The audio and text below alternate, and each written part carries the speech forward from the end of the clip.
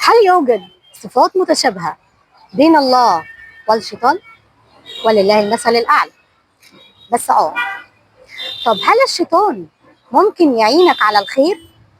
برضو تعال نشوف ايه الكلام الغريب ده. كلنا عارفين ان من اول لحظة خلق فيها آدم بدأت الحرب بين الإنسان وعدوه الأزلي الشيطان. كلنا بقينا نقول احنا بنقوم من النوم تعبانين. تعال اقول لك تفسير الكلام ده بالاحاديث. الرسول صلى الله عليه وسلم قال: يعقد الشيطان على قافية رأس أحدكم إذا نام 3 عقد، يضرب على كل عقدة: عليك ليل طويل فارقد. فإن استيقظ فذكر الله انحلت عقدة، فإن توضأ انحلت عقدة، فإن صلى انحلت عقده كلها، فأصبح نشيطا طيب النفس، وإلا أصبح خبيث النفس كسلان. كان في راجل كل يوم ينام متعاهد مع نفسه انه هيصلي الفجر في المسجد، لكن الشيطان كان بيجيله يقول له: نام شويه، لسه على الاذان كتير. فكان يصحى بعد طلوع الشمس، كان يبكي على فوات الصلاه. فقال: انا لو ما صليتش الفجر في يوم هصحى صائم.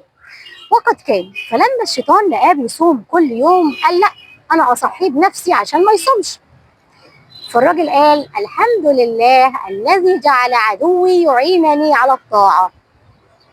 بالنسبة بقى للصفات المشتركة، الله لا ينام والشيطان لا ينام.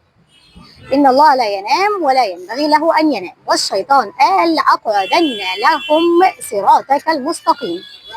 الله لا ينام لأنه قيوم، الشيطان لا ينام لأنه قلق.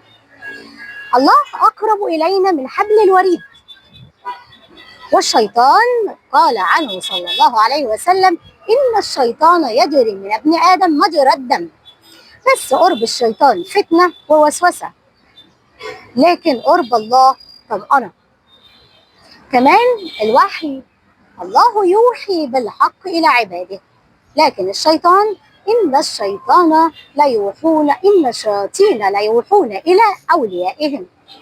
الله يوحي لتشفى، والشيطان يوحي لتؤذى. دي كانت هدية لقلبك. احمي قلبك بالذكر والقرآن وقربك من ربنا، وافتكر دايما ان اقوى انتصار هو انتصارك على نفسك وعلى عدوك الخفي. ما تنساش اللايك والشير علشان الكل يستفيد.